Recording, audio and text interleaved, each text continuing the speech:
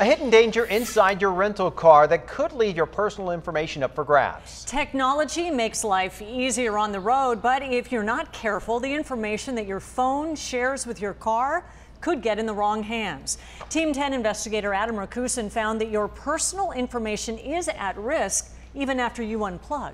Yeah, that's the last thing you want to hear. Not in my rental car, please, not in the car. You probably don't even think about it when you get in. You just connect the phone to the car so you can listen to your music or make calls. I know that's what I do. The trouble is what can happen next.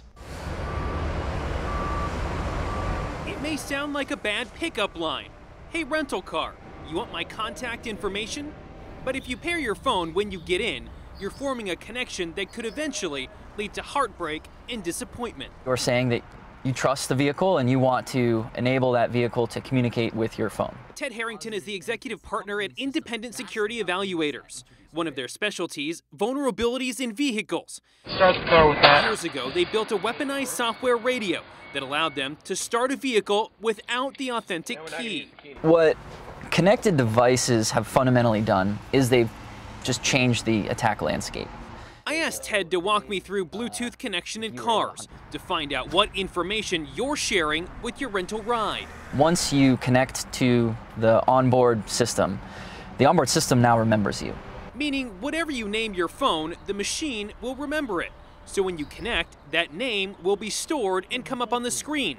In the car I rented, people called their phones all sorts of things, including what looks like their actual name. I don't know you, Bill Sweeney, but I'm gonna try to find you. When I first saw this, I audibly exclaimed that I'm looking at someone's first and last name and what type of phone they have, whether it's an iPhone or an Android. And that's a lot of information that is just free for me to access. That's not even, no one's hacking that. You know, the car is giving that information out right now. Depending on the system, it could potentially download and store call logs, contacts, text messages, even GPS data. Phone. When I connected my phone, Download is starting. it copied my contacts and most recent calls. There's a big market for data. People are going out of their way to find a way to get the richest possible data they can from you. And of course, your phone is one of the richest sources. Murray Jennings is a Management Information Systems professor at San Diego State University. I personally do not ever connect my phone to a rental car. Murray says people forget to disconnect when they return the car, potentially leaving personal information out there for anyone else who rents it. Do you think rental car companies should visually be telling people to delete their Bluetooth when they're done? Oh, absolutely. I'm not saying don't rent a car, but if you decide to connect to the rental, make sure to delete your data when you return it. If someone says, I don't care if my name is on this and if the news is going to call me later and say, hey, did you rent this white car? That's okay. But they need to at least, any user should at least be thinking about those decisions. Okay, so not all cars are the same, but if you want to delete your information, here's how to do it. You want to go into settings and find your devices. So that'll be under Bluetooth devices that you can find where your phone will be locked. Here's my phone on the thing, Photos, iPhone. So I clicked on my phone to make sure that it was there, if the technology will work and let me swipe over. Okay, well, it doesn't want to. So the next step is when it gets to that next one, you click on your phone, it'll say disconnect or delete. You can go ahead and disconnect if you want, or just hit delete. The car will let you know when it's been deleted. Adam Rakusin, Team 10. That would happen to me in the car. Wouldn't work. All right, thank you, Adam. Good advice. New developments. The clock is ticking on San Diego Police Chief Shelley Zimmerman's career. And there's a battle now brewing over how to choose her replacement. She is scheduled to step down next March, and the city council is split on where her successor should come from. Some members want funding for a nationwide search to be included in the mayor's budget proposal. Others say that's a waste of money and her replacement should come from within the department. Of course, we'll continue to stay on top of this and let you know what they decide. A somber day at the San Diego Police Headquarters, the department honoring its 33 officers killed in the line of duty. Among them, Officer Jonathan de Guzman. His legacy now etched in stone. Officer de Guzman was killed during a traffic stop last July.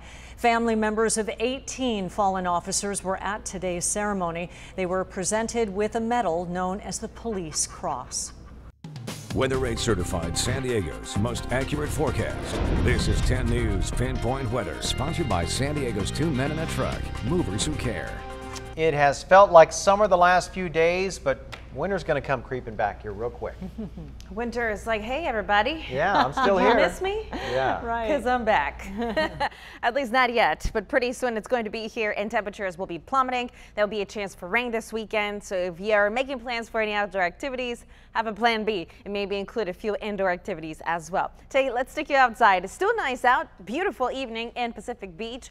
I've been watching the surfers out there taking advantage of the nice weather for now, but of course after it rains, you want to stay out of that water for at least a couple of days. As we look ahead, onshore flow is getting stronger. That's why we're seeing a lot more clouds in PB and mostly along the coastline. We'll see some fog developing into tomorrow and a storm arriving this weekend. As it moves in, it's going to get colder and there will be a chance for rain, thunderstorms, snow, and wind. So it brings everything. High pressure has been in place, but as it drifts to the east, it's going to be much cooler and cloudy this weekend as the next storm system moves in. It'll be approaching the area on Saturday, and that is exactly when we'll start to see the best potential for a little bit of drizzle. The best chance for rain will be Sunday and perhaps early Monday. So here's what we're looking at.